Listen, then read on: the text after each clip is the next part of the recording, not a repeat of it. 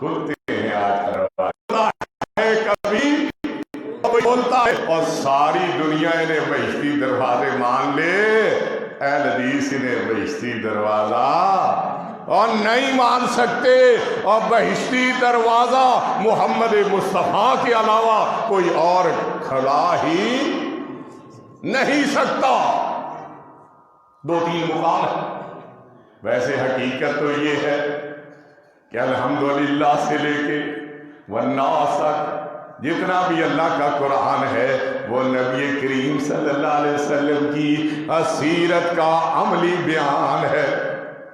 ایک علمی قرآن ہے جو مقدس اوراق میں محفوظ ہے، جس کی ہر جگہ، ہر مسجد، ہر مدرسے میں تعلیم دی جاتی ہے۔ اور وہ علمی قرآن کیا ہے؟ اللہ فرماتے ہیں الف لام میم ذالک الکتاب لا ریب فیہ، اور وہ کتاب لا ریب ہے۔ اور ایک عملی قرآن ہے جو نبی کریم کی سیرت سے رضی اللہ عنہ بیان کرتے ہیں کہ مدینہ منورہ کے قریب مویشیوں کی منڈی لگی ہوئی تھی اور ہم اپنے مویشی بیچنے کے لیے منڈی میں لائے ہوئے تھے۔ جیسے ہمارے یہاں بھی منڈیاں لگتی ہیں نا، جیسی بقرعید قریب آتی ہے جگہ جگہ منڈیاں لگ جاتی ہیں، منڈی لگی ہوئی تھی، ہم مویشی بیچنے کے لیے آئے ہوئے تھے۔ ایک دن علی صبح ایک شخص آیا، صاف اجلا لباس، نورانی چہرہ، بات کریں تو ایسے محسوس ہو اور جیسے زبان سے پھول جھڑ رہے ہیں۔ سلام دعا ہوئی، پوچھا کہاں سے آئے ہو؟ ہم نے کہا ہم ربضہ مقام کے رہنے والے ہیں۔ آپ نے ایک اونٹ کی طرف اشارہ کرتے ہوئے پوچھا اتبیعونی ھذا الجمل، یہ اونٹ بیچو گے؟ ہم نے کہا بیچنے کے لیے لائے ہیں۔ پوچھا بکم کتنے میں؟ ہم نے کہا قضا و قضا سام، ہمارے اس کے بدلے میں ہم اتنی کھجوریں لیں گے۔ ہمارے ہاں تو تجارت ہوتی ہے نا روپے پیسے سے، پہلے تو ماشاءاللہ کافی مضبوط تھا اور آج کل بڑا کمزور ہو گیا ہے۔ یہ ہمارے حکمرانوں کی مہربانیوں کا نتیجہ ہے، جنہوں نے کہا تھا ہم نیا پاکستان دینے کے لیے آئے ہیں۔ اب لوگ ان سے درخواست کرتے ہیں خدارا ہمیں ہمارا پرانا پاکستان ہی لوٹا دو۔ روپے پیسے سے تجارت ہوتی ہے۔ مدینہ منورہ کی پہچان کھجوریں ہیں، وہاں کھجوروں سے تجارت ہوتی تھی۔ آئے ہائے مدینہ منورہ، شروع سے اس کا نام مدینہ نہیں تھا۔ اہل علم جانتے ہیں پہلے اس کا نام تھا یثرب، بیماریوں کا گڑھ، ہر بیماری یہاں موجود تھی۔ بیماریوں کے خوف کی وجہ سے لوگ ادھر کا رخ کرتے ہوئے گھبراتے تھے۔ نبی کریم صلی اللہ علیہ وسلم جب یثرب میں تشریف لائے، اللہ نے یثرب کو مدینے میں تبدیل کر دیا۔ فرمایا موت کون لأہل المدینہ ومن حولہم من الاعراب ان یتخلفوا عن رسول اللہ۔ مدینہ کے باسیوں اور قرب و جوار کے رہائشیوں کو یہ زیب نہیں دیتا کہ وہ اللہ کے رسول سے پیچھے رہیں، بلکہ انہیں چاہیے کہ وہ ہر وقت اپنی جان مال اولاد سب کچھ آپ پہ قربان کرنے کے لیے تیار رکھیں۔ پہلے یہ یثرب تھا، یہ مدینہ بن گیا۔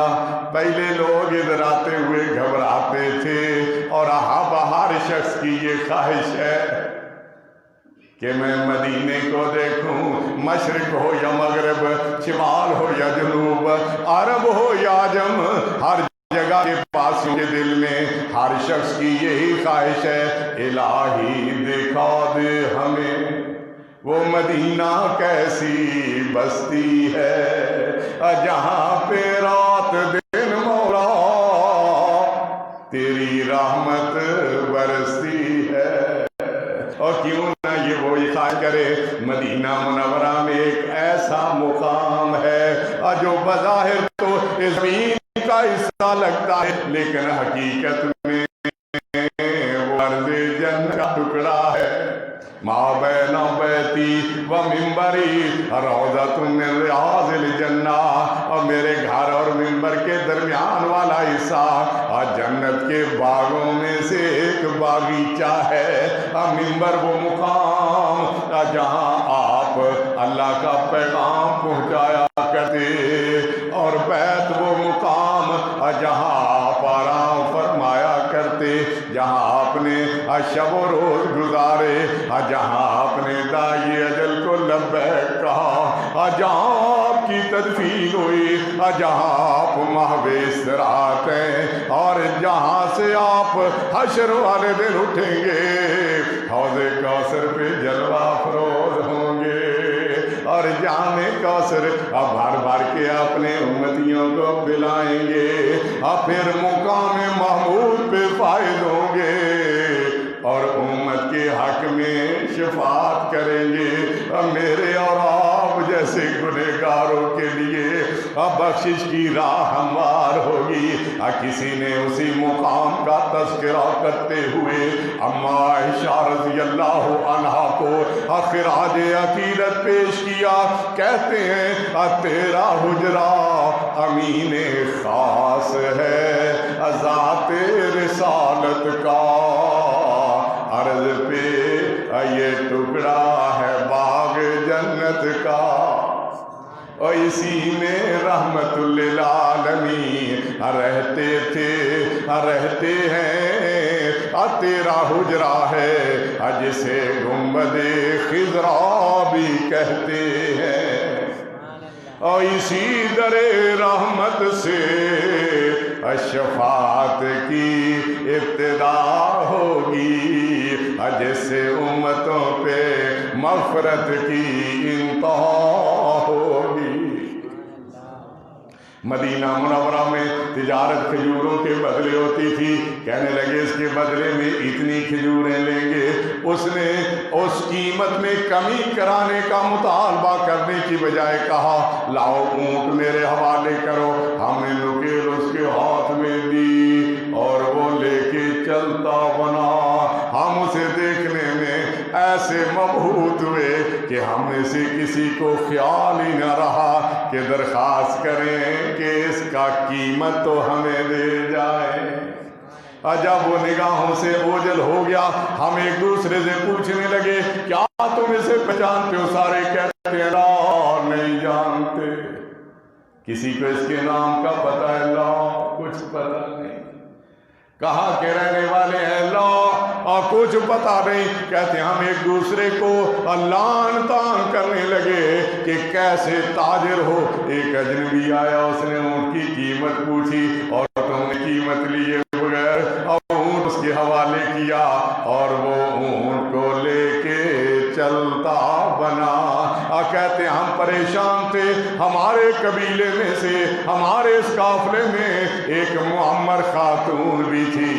جب اس نے ہمیں پریشان دیکھا تو ہم سے یہ کہا اب پریشان نہ رہو انی لکم ضامن، اب میں تمہیں ضمانت دیتی ہوں یہ شخص واپس آئے گا قیمت ادا نہ کرے گا. اگر یہ واپس نہ آیا تو میں تاوان ادا کروں گی. کہتے ہیں ہم نے اسے پوچھا بڑی بھی آپ اسے جانتی ہیں؟ کہتی لا نہیں جانتی اور میں نے بھی تمہاری طرح ابھی ان کی زیارت کی ہے لیکن میرا دل یہ کہتا ہے یہ شخص کبھی کسی کو دھوکہ نہیں دے سکتا. کہتے ہیں سارا دن ہم نے امید اور نا امیدی کی حالت میں گزار دی اور سورج غروب ہو گیا ہماری امیدیں ڈوبنے لگیں. اب تو اس کا آنا بہت مشکل. کہتے ہیں عشاء کا وقت ہوا ہم نے دیکھا مدینے کی طرف سے ایک آدمی آ رہا ہے جس کے ساتھ کھجوروں سے بھری ہوئی بوریاں بھی ہیں. اس آدمی نے آ کے ہمیں تعارف کروایا آنا رسول اللہ اور میں اللہ کے رسول کا ایلچی ہوں. آپ نے مجھے یہ کھجوریں دے کے بھیجا ہے اور حکم دیا انتا کلو حتی تشبعو، اب پہلے سیر ہو کے کھاؤ، اب تم مہمان ہو، مہمان نوازی ہمارے دین کا حصہ ہے۔ فرحان صاحب کو مہمان نوازی کا بندوبست کیا گیا، ایسے ہی ہمیں بٹھا رکھا ہے، ماشاءاللہ مہمان نوازی کا ہے۔ اب انشاءاللہ قاری صاحب کا بیان سنا ہے، پھر اس کے بعد ضیافت سے مستفید ہو کے جانا ہے۔ آپ نے فرمایا کہ ان کھجوروں کو کھاؤ حتیٰ کہ سیر ہو جاؤ، اور پھر ناپ تول کے جتنی کھجوریں طے ہوئی ہے اب وہ پوری کر لو۔ کہتے ہم نے کھجوریں کھائیں، پیٹ بھر کے کھائیں، پھر ناپنا تولنا شروع کر دیا، جتنی کھجوریں طے ہوئی تھی اب وہ وزن ہم نے پورا کر لیا۔ اس شخص نے باقی ماندہ کھجوریں اٹھائیں، اب واپس چلا گیا۔ اب رات کا وقت ہے، سونے کی کوشش کر رہے ہیں لیکن نیند ہی نہیں آ رہی۔ اور کتنی پاکیزہ سیرت والا، کیسے عمدہ کردار والا کہ یہ وہ واپس آ گیا، اور جب تک ذہن میں خیال آیا انہیں دوبارہ دیکھ نہیں لیں گے اور دلوں کو سکون اور قرار نہیں آئے گا، اور کہتے ہیں جیسے تیسے کر کے رات گزر گئی، دل تو ہم اب مدینے کی طرف روانہ ہوئے۔ اب دوپہر کے وقت مدینے میں داخل ہوئے، اب مسجد نبوی کا رخ کیا اور دیکھا مسجد کھچا کھچ بھری ہوئی ہے، اور ایک شخص منبر پہ کھڑے ہو کے اور ان کی تبلیغ اور تربیت اور اصلاح کر رہا ہے۔ ہم نے جب بغور دیکھا تو ہمیں نظر آیا فَإِذَا هُوَ رسول اللہ صلی اللہ علیہ وسلم قائم علی المنبر یخطب الناس، کہ یہ وہی ہے جو کل ہمارے پاس اونٹ لینے کے لیے آیا تھا، یہ کوئی عام آدمی نہیں، اللہ کے رسول ہیں جو لوگوں کو واعظ و نصیحت کر رہے ہیں، لوگ توجہ اور انعمات کے ساتھ سن رہے ہیں، اور ہم بھی سننے کے لیے بیٹھ گئے۔ نبی کریم کے واعظ میں بڑی رحمت ہے،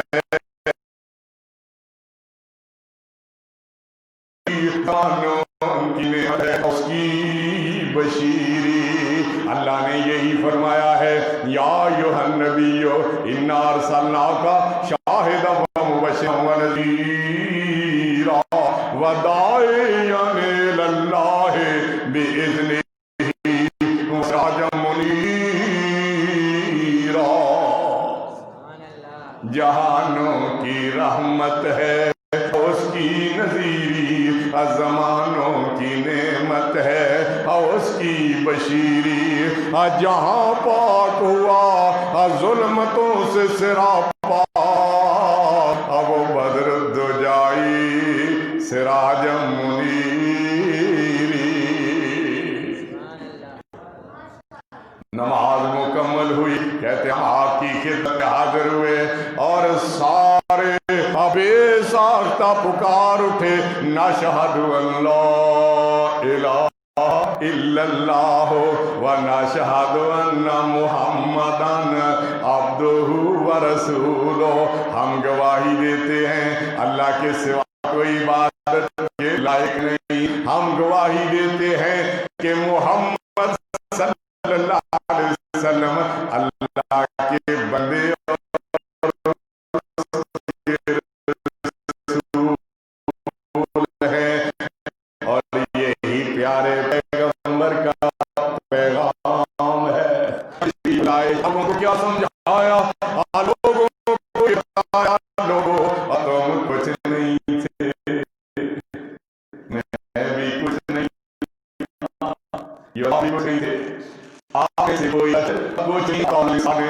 من الدہر لم یکن شیئا مذکورا،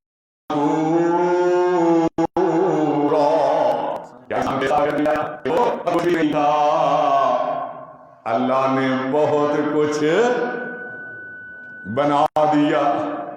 ماں کے پیٹ میں گیا پانی کا قطرہ، مختلف مراحل سے گزرتے ہوئے ڈھانچہ بنا،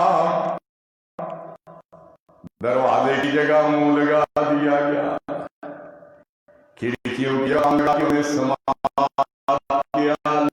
نصب کر دیے گئے، روشن دانوں کی آنکھیں روڑی میں فٹ کر دی گئی، چھت کی جگہ کھوپڑی لگا کے اور اس کے نیچے عقل و خرد کے خزانے رکھ دیے۔ جب ماں کے پیٹ میں گیا کچھ نہیں تھا، جب دنیا پہ آیا تو بہت کچھ بن چکا، یہ بنانے والا کون؟ تبارک اللہ احسن الخالقین، یہ اللہ ہے۔ مولانا پنجابی زبان میں کہتے ہیں، اور کہتے ہیں مٹی کو پانی بنیا، بڑا کر کے چلتا ہے نا، سمجھتا میرے علاوہ دنیا میں کوئی اور ہے ہی نہیں۔ اور مٹی کوڑوں پانی بنیا، پانیوں جوک تے جوگوں ووٹی، وقت معین وچ شکم مائی دے، اور تیری صورت بنی جلو، اور پھر بچہ بن کے جگ پہ آئے، تے وارث بن لوٹی، اور پھر شیر جوان اڑا موٹی، پڑھیا لکھیا بھول گیا تینوں، تے تر نہ سکے بن سوٹی، دنیا تے ضائع کر لئی طالب، رب عقبہ کرے نہ کھوٹی، اور تو کچھ نہیں تھا، دنیا میں آیا تو بہت کچھ بن گیا، جب دنیا میں آیا تیرے پاس کچھ نہیں تھا، تجھے بھوک لگی تو ماں کی چھاتی میں دودھ کے 2 چشمے جاری کروا دیے گئے، اور تیری ضرورتیں بڑھی، آسمانوں سے بارش نازل ہوئی، زمین کا سینہ شکوا، بارش برسنے سے، زمین کے تر ہونے سے فصلیں اور باغات اگے، اور تیرے کھانے پینے کا بندوبست کیا گیا، اور یہ بندوبست کرنے والا کون؟ اللہ۔ فرمایا یا ایھا الناس اعبدوا ربکم الذی خلقکم والذین من قبلکم لعلکم تتقون الذی جعل لکم الارض فراشا والسماء بناء وانزل من السماء ماء فاخرج به من الثمرات رزقا لکم فلا تجعلوا للہ اندادا وانتم تعلمون۔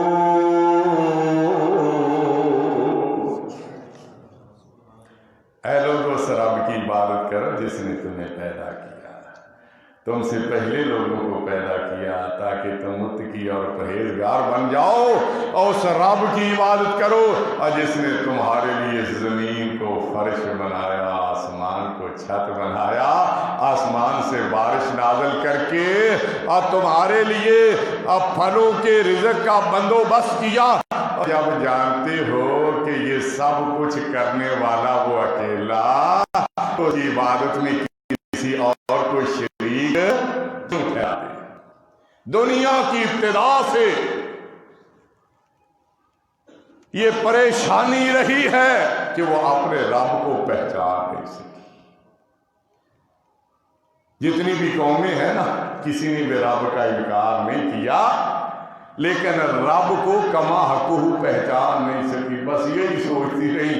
جس طرح بڑے آدمی کے پاس پہنچنا ہونا تو ماتحت لوگوں سے راہ و رسم بڑے پڑتے ہیں، اسی طرح رب تک رسائی سے پہلے اس نیک بندوں تک پہنچنا ضروری ہے۔ یہی نظریہ قوم نوح میں بھی تھا، قوم عاد میں بھی تھا، قوم سمود میں بھی تھا، اور دیگر قوموں میں بھی تھا۔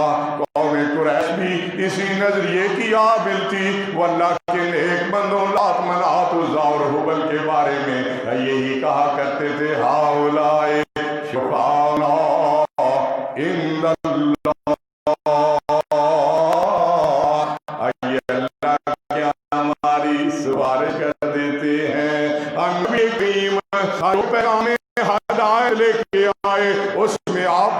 फरमाया वइज़ा सअलका इबादी अन्नी फ़इन्नी क़रीब उजीबु दावतद दाए इज़ा दान फलयस्तजीबू ली वलयुमिनू बी लअल्लहुम यरशुदून।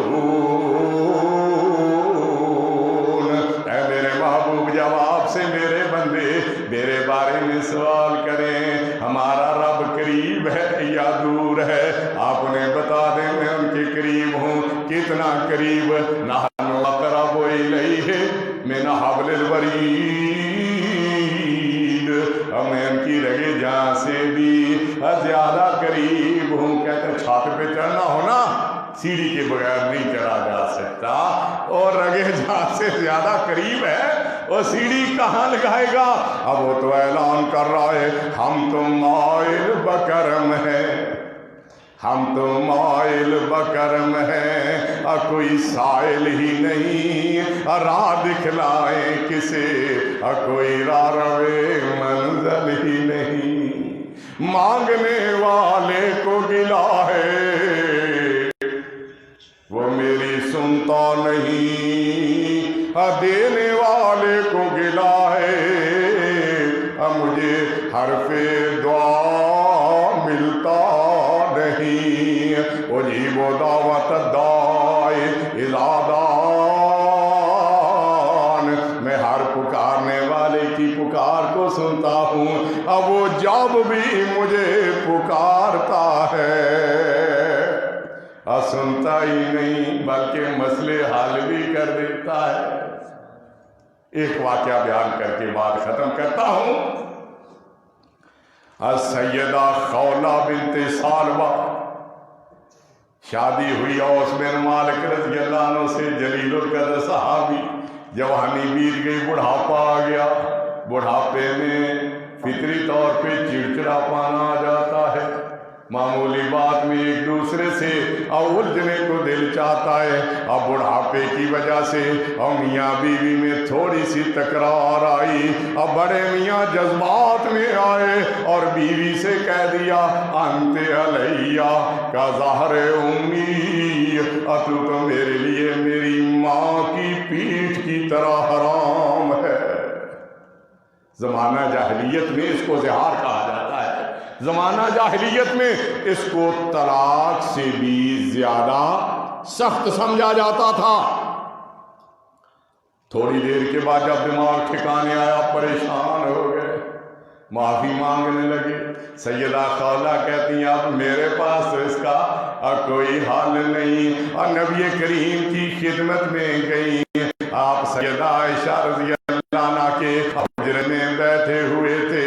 सैयदा खौला की खिदमत में गई, अर्ज करती अल्लाह के रसूल जब शादी हुई मैं जवान थी, मालो असबाब भी था, मेरे माँ बाप और रिश्तेदार भी मौजूद थे। अब मैं बूढ़ी हो गई, मालो असबाब खत्म हो गया, माँ बाप दावे वार कर दे गए, मेरा वाज सहारा मेरा ये शौहर था जिसने आज मुझे कह दिया अंते अलैया का ज़हर उम्मी, तू मेरे लिए मेरी माँ की पीठ की तरह हराम है। नबी करीम ने फरमाया जब उसने तुझे माँ की पीठ की तरह हराम कर दिया तो अब तुम्हारा उससे कोई ताल्लुक बाकी नहीं रह सकता।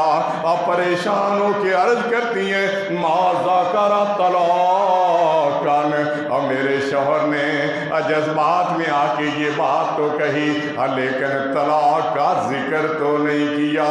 अब फरमाया अगरचे उसने जिक्र नहीं किया लेकिन इसे तलाक ही समझा जाता है। अर्ज करती है कद नसखल्लाहु सुननल जाहिलिया, अल्लाह ने ज़माना जाहिलियत के बहुत सारे तरीके तब्दील करवा दिए हैं।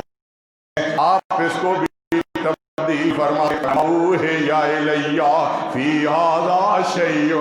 इस बात میرے پاس ابھی کوئی وحی نازل نہیں آئی اور میں تو پیغمبر ہوں، اب پیغام پہنچانے والا ہوں، اب پیغام تو عرش والے رب کا ہوتا ہے، اب میں اپنی مرضی سے کچھ نہیں کر سکتا۔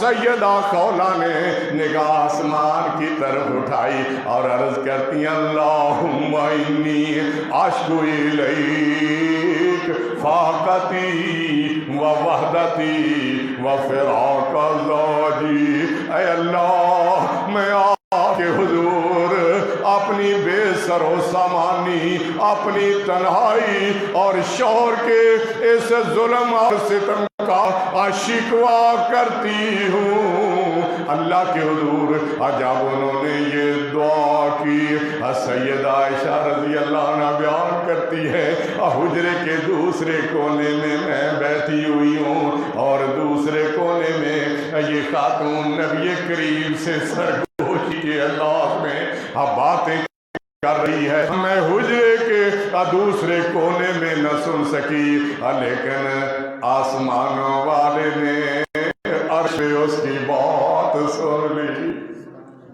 اور صرف سنی نہیں بلکہ اس کا مسئلہ بھی حل کر دیا۔ فرمایا قد سمع اللہ قول التی تجادلک فی زوجها وتشتکی الی اللہ واللہ یسمع تحاورکما ان اللہ سمیع بصیر۔ اللہ نے اس خاتون کی آواز سن لی جو آپ سے اپنے شوہر کے بارے میں بحث مباحثہ کر رہی تھی۔ اللہ سننے والا اور دیکھنے والا ہے۔ اللہ نے پھر آگے حال بھی پیش فرما دیا۔ اس طرح ماں کہنے سے اور بیوی ماں نہیں بن جاتی، اور ماں تو وہی ہوتی ہے اور جس نے جنم دیا ہوتا ہے۔ یہ کہنا برا ہے، اس کا کفارہ یہ ہے یا غلام آزاد کرے، 2 مہینے پے در پے روزے رکھے، یا پھر 60 مسکینوں کو کھانا کھلائے۔ بابا جی فرماتے ہیں مائی خولہ جد لاچار ہوئی، مائی خولہ جد لاچار ہوئی، اے نبی دے عرض گزار ہوئی، اور نبی موڑ دیتی میں کچھ نہیں کر سکتا، اور نبی موڑ دیتی دکھیار ہوئی، اور لا الہ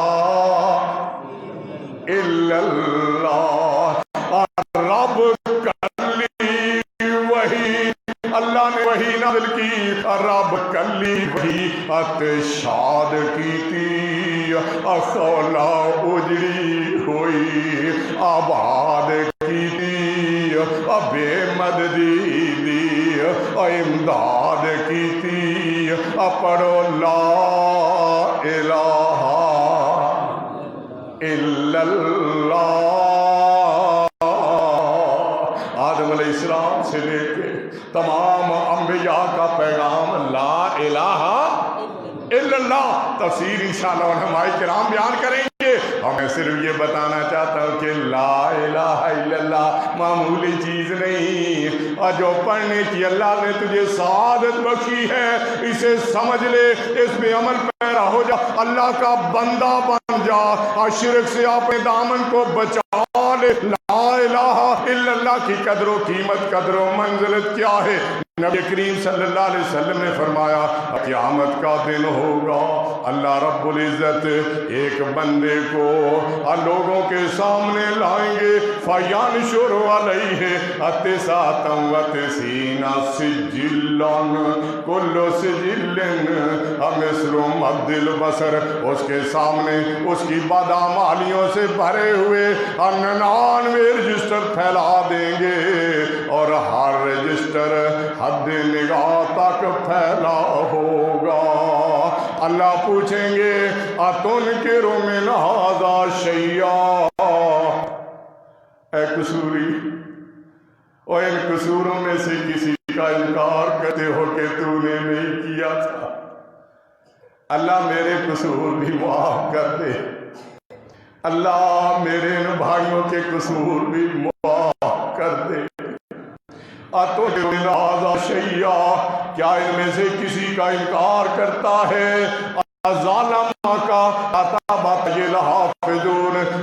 کیا میرے لکھنے والے نگران فرشتوں نے تم پہ کوئی ظلم کیا کہ تو نے کام کیا اور انہوں نے لکھ ڈالا ہو؟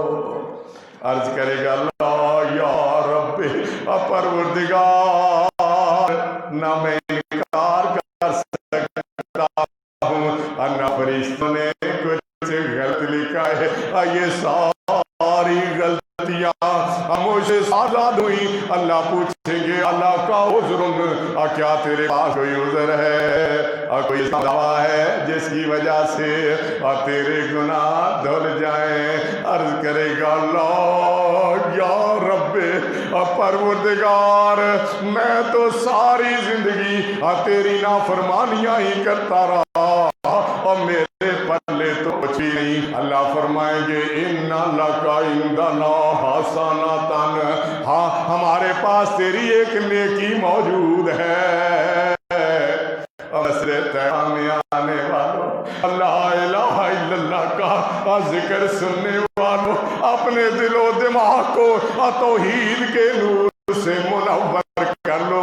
چھوٹے چھوٹے بچوں کو اللہ کی توحید اور اس کے رسول صلی اللہ علیہ وسلم کی رسالت کے دامن کو تھامنے والے ڈالو۔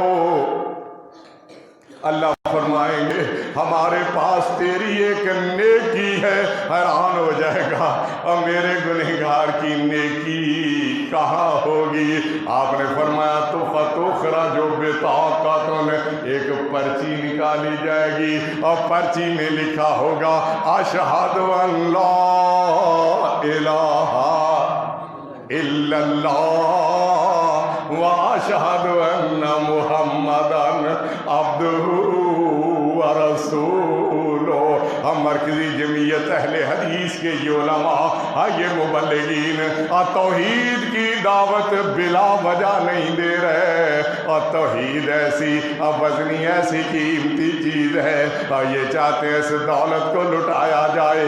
آج کراچی کے بہت سے مقام پہ اسی طرح جلسے ہو رہے ہیں، جس طرح یہاں اصلاحی پروگرام ہے، نیو کراچی میں بھی پروگرام ہو رہا ہے شبانہ بروز۔ یہ میرے علماء قریشی صاحب، یہ انصاری صاحب اور ہمارے باجوہ صاحب، یہ سارے میرے دوست بزرگی صاحب، اور یہ میرا پیار دوست طاہر لطیف، ماشاءاللہ بہت خوشی ہوئی اس کی چند باتیں سن کے اور بچوں کے ذریعے انہوں نے جو تعارف کروایا۔ اور میرے بھائیوں، ایسی لا الہ الا اللہ کے جھنڈے کو لے کے نکلے ہوئے ہیں۔ میں چاہتا ہوں کہ آپ بھی ان کے ہم سفر بن جائیں۔ تیار ہے بھائی؟ ہاتھ اٹھاؤ ذرا۔ اللہ یہ سارے تیرے توحید کی سربلندی کے لیے، تیرے رسول کے پرچم کو بلند رکھنے کے لیے اللہ عہد کر رہے ہیں کہ ہم جماعت کے ساتھ امیر محترم سینیٹر پروفیسر ساجد میر دامت برکاتہم اللہ کی قیادت میں انشاءاللہ العزیز اپنی تمام توانائیاں صرف کریں گے۔ لکھا ہوگا اشہد ان لا الہ الا اللہ واشہد ان محمدن عبدہ ورسولہ۔ اللہ فرمائیں گے او حضور فلاں جگہ پہ اعمال نامے تولے جا رہے ہیں، لوگوں کی نیکیوں اور برائیوں کا وزن ہو رہا ہے، اور تو بھی اپنے اعمال کا وزن کروانے کے لیے وہاں پہنچ جا۔ اب وہ ادھر روانہ ہوگا اور ساتھ ہی سوچ رہا ہوگا ما هذه البطاقة ما هذه السجلات، اس پرچی کی اتنے بڑے بڑے رجسٹروں کے سامنے کیا حیثیت ہوگی؟ نبی کریم فرماتے ہیں فَتُوزَعُ السِّجِّلَّاتُ فِي كَفَّةٍ وَالْبِطَاقَةُ فِي كَفَّةٍ 99 اور گناہوں سے بھرے ہوئے بڑے بڑے رجسٹر ترازو کے ایک پڑے میں رکھ دیے جائیں گے اور یہ چھوٹی سی پرچی دوسرے پڑے میں ڈال دی جائے گی.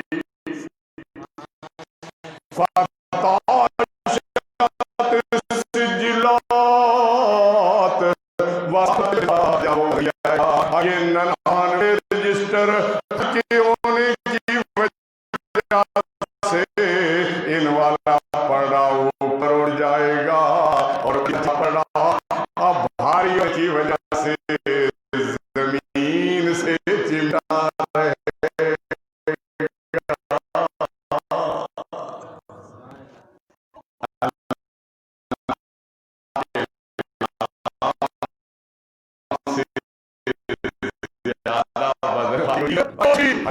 صلی اللہ علیہ وسلم اور اپنے اس پاکیزہ سیرت اور کردار کے ساتھ قرآن کا جب لوگوں کے سامنے پیغام پیش کیا دنیا میں انقلاب برپا وہ عرب جو شرک کا کہوارا تھا اب وہاں سے شرک کا خاتمہ ہو گیا اور لہرانے لگا.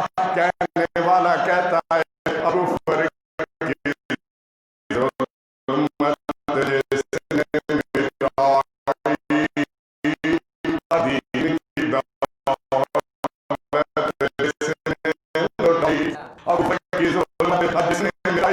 دولت لہرایا توحید کا جم صلی اللہ علیہ وسلم وہم کیا زنجیر کو توڑا اور رشتہ ایک اللہ سے جوڑا اور عشق کی محفل اگادی برہم صلی اللہ علیہ وسلم اور رہا کانٹے بچھائے انداز اتنا پیارا راہ میں کانٹے جس نے بچھائے گالی دی اور پتھر برسائے اور اڈیلی پیار کی شم صلی اللہ علیہ وسلم جس پہ تصدق وہی الہی جو سوچا وہی نازل ہوئی جس پہ تصدق